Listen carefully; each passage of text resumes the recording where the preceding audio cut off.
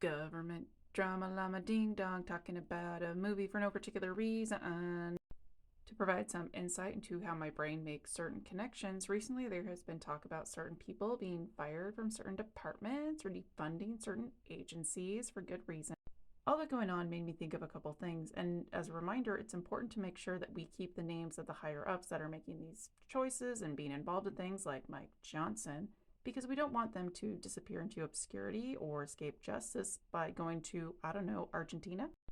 Unfortunately, it's not uncommon that those that are higher ups in different regimes manage to escape prosecution. Even if there is justice, it may be years after the fact. For example, a lot of people under Franco's regime haven't had to deal with any prosecution. In October 2008, a Spanish judge, Baltasar Garzón of the National Court of Spain, authorized for the first time an investigation into the disappearance and assassination of 114,000 victims of the Francoist state between 1936 and 1952.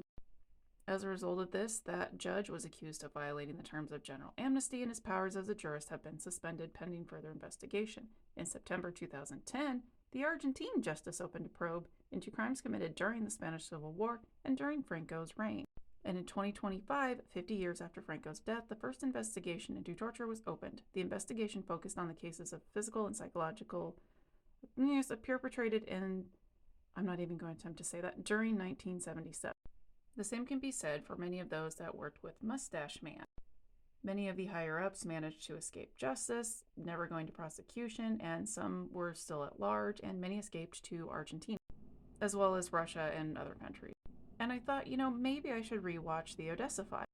The 1974 movie takes place in 1963 and was based on a book of the same name. I never read the book, so I can't speak to how accurate the book and movie are close to each other. What does Odessa stand for? Well, it is basically this file that has an organization of all the former members of the SS, an entire who's who of where people were and what their new identities were.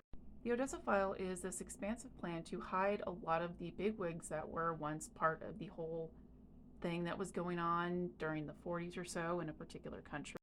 This allowed them to avoid prosecution, and you might think, well, how did they get money for all this? Well, they got a lot of money because a lot of gold and art was smuggled out of the country, and so they had millions of dollars to work with. The journalist in the movie gets a hold of a diary that belonged to one of the survivors of one of these camps, who specifically points out a particular SS officer that he felt really needed to go to court. According to official records, that particular officer was killed earlier, but this survivor managed to see him in Germany like 3 weeks before, so he reports it to the cops. Of course, the cops do nothing about it, and feeling like he couldn't get any justice, he unalives himself. The journalist getting this diary goes down a whole path of trying to obtain this particular file and going undercover in order to get that. In doing so, the journalist is able to track down the SS officer in question and end him.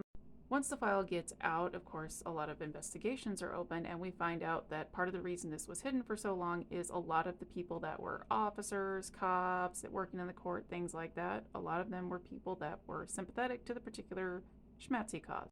One of the things pointed out in the movie that is accurate to real life is that Germany does have a law that outlaws the use of symbols in unconstitutional organizations and schmerism outside the context of art or science, research, or teaching. In the movie, when the journalist goes to the store, the proprietor tells him that he can't sell him accurate memorabilia because it is outlawed. When this regime in the US is over, I think it's important to keep things like this in the back of our mind.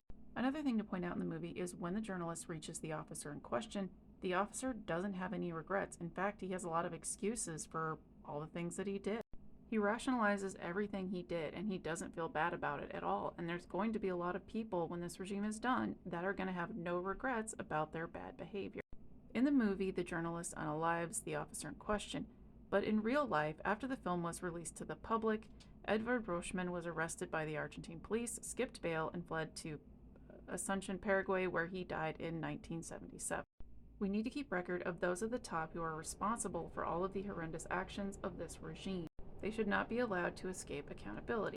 All this to say, keep records of everything, keep filming everything like we've been doing. When this regime is out, we have an opportunity to not repeat the mistakes of history. We'll have a chance to show what it means to hold bad leaders accountable. Or we can pull a Ceausescu. Either or.